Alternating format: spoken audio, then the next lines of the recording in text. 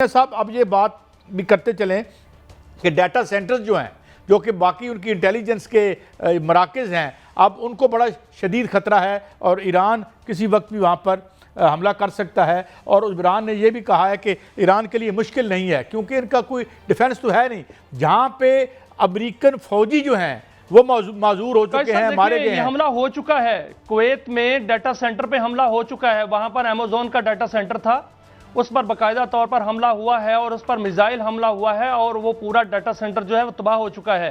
इसके अलावा जितने डाटा सेंटर हैं वहाँ पर बाकायदा तौर पर हमले ईरान के जारी हैं और उनके खुफिया जो अड्डे हैं, ऐसे ऐसे खुफिया अड्डे थे, ऐसे ऐसे खुफिया मकामात बनाए हुए थे जहाँ पर अमेरिका ने अपनी फ़ौजें भी रखी हुई थी, जहाँ पर उनके खुफिया जो है वो सिस्टम भी लगे हुए थे, वहाँ पर जो है हमले हुए हैं। सबसे अचंभे की बात यह है कि ईरान को इंटेलिजेंस जो मालूमात हैं वो कौन दे रहा है। आपने कल ये खबर एक देखी थी कायद साहब, एक खबर बाकायदा तौर पर आलमी मीडिया की थी या वॉल स्ट्रीट जर्नल की थी या किसी और मीडिया की थी, बाकायदा तौर पर ये खबर आई थी कि ईरान ने बाकायदा इंटेलिजेंस बेस्ड ऑपरेशन किया है उर्दन में। वो उनको इंटेलिजेंस जो दे रहा कौन दे रहा है। और ये भी खबर एक आई थी कि एक इजरायली सिपाही जो है वो वहां सर वीडियो बना के ईरानियों को भेज रहा था। तो वो कहां से, इसका मतलब क्या है? इसका मतलब यह है कि ईरान बहुत गहराई तक जो है वो वहां पर उतर चुका है। जो सीरिया में जाकर जो है वो बाकायदा तौर पर कमांडो ऑपरेशन कर सकते हैं, वो कहीं भी ये जो है अब उनकी दस्तरस में है। अब ये मुसाद की जो बात आप सर कर रहे थे, मुसाद बिल्कुल इसमें कोई शक नहीं कि वो कत्ल में और काउंटर स्पेशलिस्ट है और उनको बाकायदा तौर पर इसमें मलका हासिल है कि वो इस तरह के ऑपरेशंस करते हैं जिसमें किसी की भी जो है वो जो कत्ल करना हो, किसी सदर को कत्ल करना हो, किसी सेलिब्रिटी को कत्ल करना हो, तो इस तरह के ऑपरेशंस करते हैं। और इसमें कोई शक नहीं कि ट्रंप के पास दो इतलात थी। एक इतला ये मिली कि ईरानी उनको कत्ल करना चाहते हैं, लेकिन उनको असल इतला जो दी गई अमेरिकन एजेंसियों की जानिब से वो ये दी गई कि ईरानी जो हैं वो उनको कत्ल जो है वो ज़रूर अटैम्प्ट करेंगे जहां भी मिलेंगे, लेकिन क्योंकि उन्होंने बदला लेना है, लेकिन इसकी आड़ में मुसाद उन पर जो है वो हमला करेगी। और यही वजह है कि उसी दिन ट्रंप ने वो जहाज छोड़ दिया जो कतर से उनको मिला था, उन्होंने वो जगह छोड़ दी जहां से पर वो मौजूद थे। इस वक्त वो किसी एक जगह पर नहीं ठहरते और इस वक्त वो किसी एक जगह पर नहीं बात जरा आप नोट कीजिएगा, ट्रंप जो है वो अपनी जगह बदलते हैं। मियां साहब एक बात, मुकम्मल इंटेलिजेंस उनको मिल चुकी है। ये खबर ये की जा रही है कायद साहब, एक मिनट मुझे एक मिनट दीजिएगा कि जो ईरान के सुप्रीम लीडर हैं, सर एक मिनट दीजिएगा, खबर दे रहा हूं, ये खबर आई भी थी। ईरान के जो सुप्रीम लीडर हैं मुज्तबा खामनाई साहब, वो मुल्क में नहीं है। वो कहां हैं? अगर ये भी खबर जो है वो इजराइल ने दी, अगर वो मुल्क में नहीं है तो कहां है? क्या वो रशिया में है? और ये भी कहा जा रहा है कि सदर पुतिन से उनकी मुलाकात भी हो सकती है। क्या सदर पुतिन जो हैं वो वहां पर ईरान में आएंगे? ये मुमकिन नहीं है। तो इस तरह की जो खबरें निकाली जा रही हैं, एक खबर के बारे में खास तौर पे बड़ी कहानियां हैं। मैं खबर खास तौर पर, वो सादा जंग नहीं है सर। सुने एक खबर मुझे बताऊं, आपको पता है कि असैसिनेशन की खबर किसने ब्रेक की थी? ट्रंप को मुसाद ने कहा था कि तुम्हारे ऊपर तुम्हारी असैसिनेशन होगी। अब आप गौर फरमाएं कि मुसाद उसे कह रहा है, मुसाद बता रहा है कि पहले ही वो कह रहा है, यानी इसका मतलब यह है कि मुसाद क्या कोई पहले प्रिएम्प्ट कर रहा है या वाकई उसको इतला दे रहा है, या मतलब ये खबर कहीं और की तरफ, किसी ने पहले ईरान ने कोई धमकी नहीं, हालांकि ईरान अगर धमकी देता तो वो बिला जवाब ना होती क्योंकि उनके सुप्रीम लीडर और टॉप लीडरशिप को इन्होंने असैसिनेट किया था। तो वो अगर करते हैं तो मेरे ख्याल में ये कोई गैर अखलाकी बात नहीं होगी। ऑल इज फेयर इन जंग एंड लव एंड वॉर। मगर ये मुसाद ने खबर दी थी कि ये जो है आप असैसिनेट हो सकते हैं। तो वो अगर कोई खुदा न खास्ता, अल्लाह न करे ऐसी बात हो, मगर ये अमेरिका की रवायत रही है। अमेरिका में भी जो रिजीम चेंज इस तरह से होती रही है, जब कैनेडी की रिजीम अमेरिकन रूलिंग क्लास ने चेंज की थी, और उसके बाद कौन आया था, उसका नाम मुझे जॉनसन असम बाडी। तो ये एक तो सिलसिला ये है मियां साहब। दूसरा, आप ये बात कर रहे थे इसकी, ये बूट्स ऑन ग्राउंड्स की बात कर रहे हैं। ईरान ने इस हद तक भी कह दिया है कि अगर ये जंग वक्त ख़त्म नहीं करते आप, या ईरान का ये जो ईरान के खिलाफ जंगी जराइम जो आपने आगाज़ कर रखे हैं, सिविलियन इंफ्रास्ट्रक्चर को आप अटैक कर रहे हैं, तो फिर ईरान के बूट्स ऑन ग्राउंड्स भी हो सकते हैं।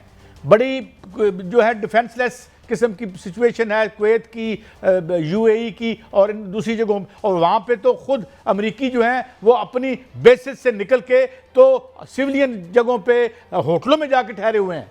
आपको पता है कि उन्होंने वहाँ पे मोस्टली अपने फौजियों को अपनी बेसिस से मूव कर दिया है। तो ये तो उनकी हालत है। तो मेरे ख्याल में अमेरिकन रूलिंग क्लास पर एक बड़ी बिल्कुल ऐसा ही है। काजी साहब एक खबर ना दे दें, बड़ी खबर आई है मेरे पास, वो खबर जो है वो अपने नाजरीन के लिए हम रखते हैं सामने। अब बाबुल मंदब बंद होने की जो बात आ रही है, खबर आ रही है कि हौसी जो हैं वो बाबुल मंदब बंद करने जा रहे हैं, बल्कि कई खबर आई कि उन्होंने बंद कर दी है। इसमें अभी मोमनी साहब जो हैं वो यहाँ पर हैं, ईरान के जो वजीर दाखिला हैं वो यहाँ पर मौजूद हैं, और अगर बाबुल मंदब जो है वो बंद हो जाती है तो इसमें कोई शक नहीं कि पूरी दुनिया की सप्लाई जो यूरोप को जाती थी वो भी खत्म हो जाएगी, और बाकी जो सप्लाई आपने हरमुज के बगैर जो है वो दूसरे बाबुल मंदब के रास्ते जाती थी वो सारी की सारी बंद हो जाएगी। लेकिन खबर यह है सर कि बाबुल मंदब बंद नहीं होने जा रहा, नंबर एक। नंबर दो, हौसी जो हैं वो सऊदी अरब का बिल्कुल जो है वो नाकाबंदी नहीं कर रहे। क्यों? वो इसलिए कि ये सारी, एक तो वो भड़के हैं, दूसरा पाकिस्तान ने वाजे कर दिया है ईरान पर कि ऐसा नहीं होगा। अगर ऐसा होगा तो पाकिस्तान का मुआहदा है सऊदी अरब के साथ, जो सऊदी अरब की सलामती है वो पाकिस्तान की सलामती है, इसलिए पाकिस्तान जो है वो मजबूर होगा। उनके वजीर दाखिला को साफ साफ जो है वो वाजे कर दिया है, और वजीर दाखिला जो वहाँ पर पैगाम लेके आए हैं, जो कल का कहा जा रहा है, वो पैगाम भी यही है कि ऐसा नहीं होगा। तो वहाँ पर कोई नाकाबंदी नहीं होने जा रही, और ना बाबुल मंदब जो है बंद होने जा रहा है, क्योंकि सऊदी अरब का रास्ता रोकना एक फिर बहुत बड़ा फसाद खड़ा हो जाएगा, जिसमें पाकिस्तान फिर मजबूर होगा कि वो सऊदी अरब के साथ नहीं, सिर्फ उनका बाकायदा साथ देने के लिए मजबूर होगा। और ये वाजे कर दिया गया है काजी साहब। ये कहा यही जा रहा है कि शायद इसमें चाइना ने इंटरवीन किया है, और बाबुल मंदब जो है वो उस पर चाइना ज़ाहिर है एक मेन प्लेयर है, हर चंद की वो पीछे हट के ही खेल रहा है, और बड़ा बड़ा तरीके से अमेरिका ब्लीड हो रहा है। और आज भी मैं किसको, हाँ आज मैं सुन रहा था, वो क्या नाम है, फरीद ज़िक्रिया, बड़ा नोटेड स्कॉलर है उनका, उसने पूरा, मैंने उसका एक क्लिप देखा मियाँ साहब, और वो ये कह रहा था कि इसमें जो सबसे बड़ा विनर इमर्ज कर रहा है वो चाइना है। उसने बड़ी अजीब बात की, और चाइना इस तरह से है कि वो कुछ किए बगैर खुद ब खुद उसका इन्फ्लुएंस बढ़ रहा है। चाइना एक रिस्पॉन्सिबल स्टेट की तौर पर इमर्ज कर रहा है।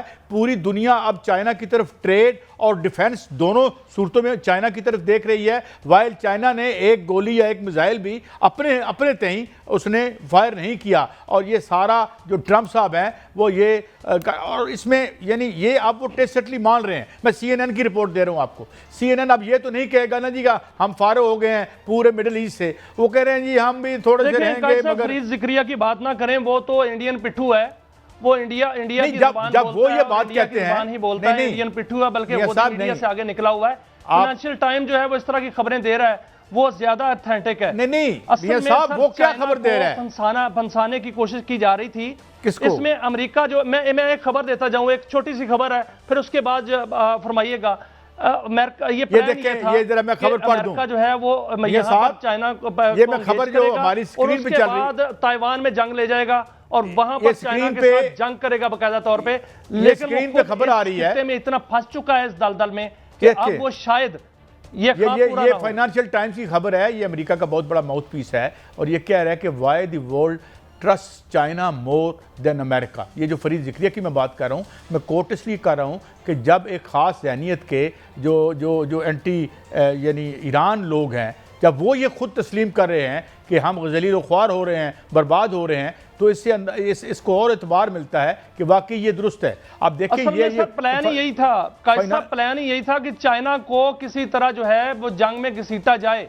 चाइना की जो तरक्की है, जो फाइनेंशियल तरक्की है और जो टेक्नोलॉजी की तरक्की है, वो हजम नहीं हो रही, ना इजराइल को हो रही है ना अमेरिका को हो रही है। फर्क क्या पड़ता है? चाइना को घसीटना चाह रहे थे, वो प्लान ये था कि यहां से वो काम निपटा के वहां पर चाइना साउथ सी जो है, वहां पर ताइवान के उस पूरे समंदर में, जापान वगैरह के उसमें जो है चाइना को फंसाएं, और चाइना से बाकायदा जंग जो है वो वहां पर छेड़ी जाए, ताकि चाइना को, यार ईरान से तो लड़ नहीं सके, चाइना से क्या लड़ेंगे? लेकिन हो क्या रहा है कि चाइना ने एडवांस कर दिया, और चाइना ने खुद पेशकदमी कर दी है। अब वहां पर ईरान में अमेरिका फंस चुका है, अब प्लान उल्टा हो चुका है। सर देखिए चाइना से क्या आना है, ईरान से तो लड़ नहीं सके। देखिए पहली शिकस्त हुई शिकस्तें तो बड़ी हुई, वियतनाम में इनको शिकस्त हुई, और आज मैं वियतनाम पे आप स्टोरी दूंगा मियां साहब। हम यहाँ बड़ी खुशखबरियां देखिए ना मगर- काजी साहब, इसमें जो पेशकदमी की है चाइना ने, तो आगे बढ़ के उन्होंने जापान का शिप उड़ा दिया ना फिर।